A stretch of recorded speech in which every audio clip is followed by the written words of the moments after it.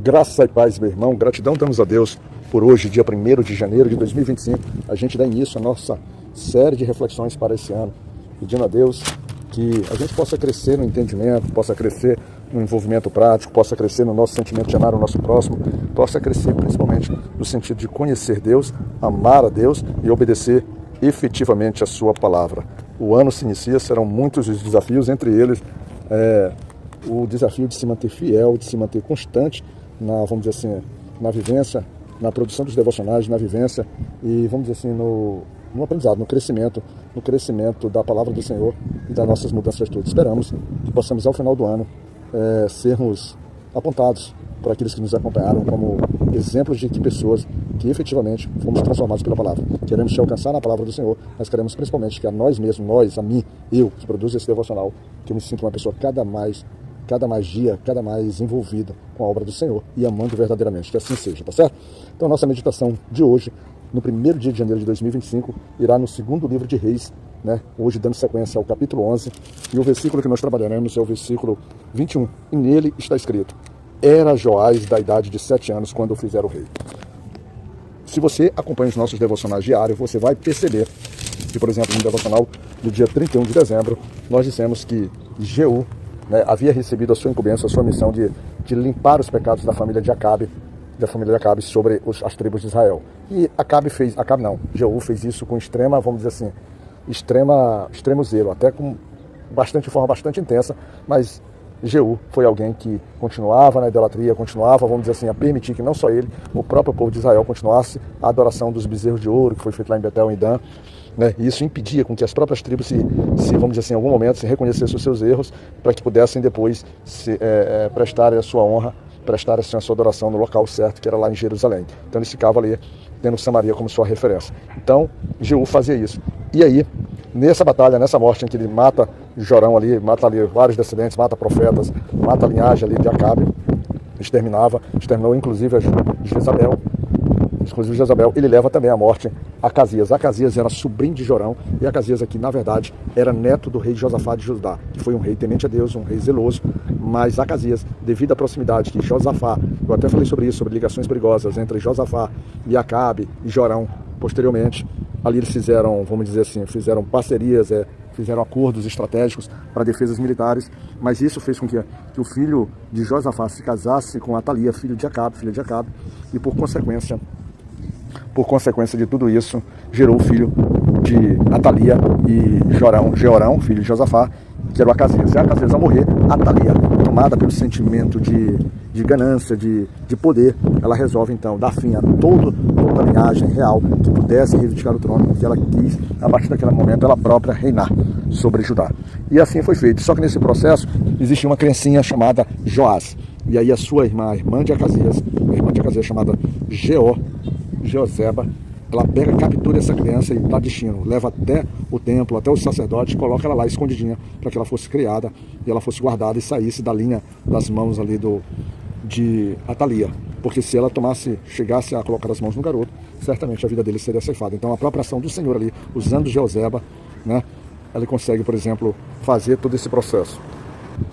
Então vemos assim claramente que aqui há uma ação divina utilizando a Jeozeba, para que possa fazer a separação e a proteção do garoto, tanto que levou esse garoto, essa criança, esse bebê, para a casa do Senhor, e lá ele começou a ser criado.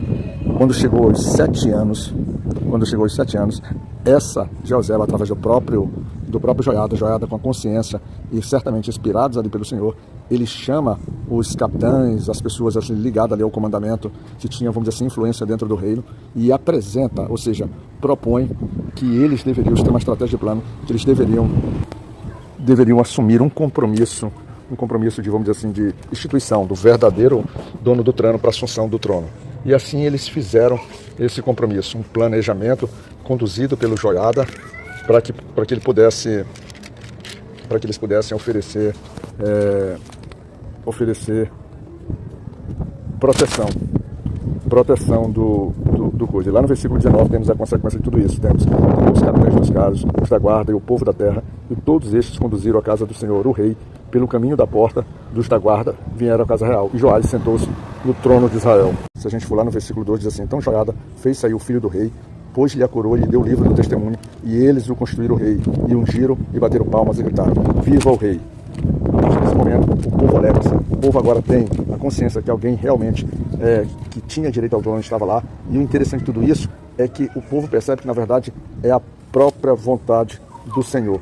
A própria vontade do Senhor ali que está se estabelecendo. E mais o melhor de tudo isso é que Atália ao perceber, ela entra na casa do Senhor, que está o povo, e ela se indigna. E ela diz que todos que ela foi traída, gritando traição, traição. Porque ela olha que lá na posição de rei tem o garoto, existem os capitães ao seu lado, existem os tocadores de trombeta, e todo o povo se alegrava, e todos tocavam trombeta. E justamente nessa posição ela rasga suas vestes, ela se indigna e ela se sente insegura, ela se sente literalmente derrotada. O resultado disso é que ela foi morta e todos ali que estavam apoiando ela também vai ser limpa, vai ser retirada do processo.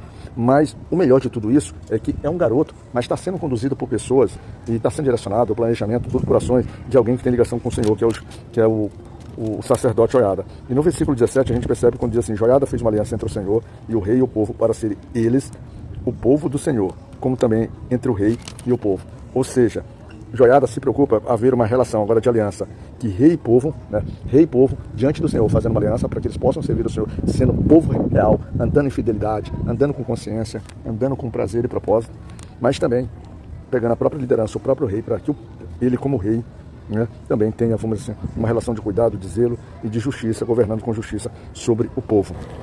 O resultado de tudo isso é que agora existe um garoto que é da linhagem real, tem direito ao trono, e que pela própria vontade de Deus, que ao ser protegido, mantinha-se a garantia da linhagem, da linhagem de onde viria a linhagem de Davi, né, para que nosso Jesus Cristo, ou seja, o próprio de Deus ali vai trabalhando, e por vezes o fardo parece grande, né? E a gente não está apto, não tem habilidade, não tem discernimento, conhecimento, mas o Senhor coloca ali pessoas que vão nos cercando e que vão fazendo como se fossem anjos, garantindo que o propósito do Senhor seja estabelecido e seja, vamos dizer assim, tenha um resultado final favorável às coisas de Deus. Em resumo, o ano começa pra gente mais ou menos como começava aqui nesse momento para esse garoto. A gente começa cheio de incertezas, mas Deus coloca ali pessoas, Deus coloca a estrutura, e a vontade dele, ela já está definida, ela já está, vamos dizer assim, traçada. Cabe a nós agora entender como é que nós alcançaremos e como é que faremos para que possa cumprir exatamente aquilo que o Senhor define para nossas vidas, assim como estava definido ali para as tribos de Israel e para o próprio reino de Judá. Tá certo? Graça e paz, Senhor de misericórdia, Senhor de misericórdia, que a gente possa ter um ano abençoado, um ano de luta, um ano, mas que a gente possa sair fortalecido servindo ao Senhor. Que o Senhor possa te cuidar nesse ano.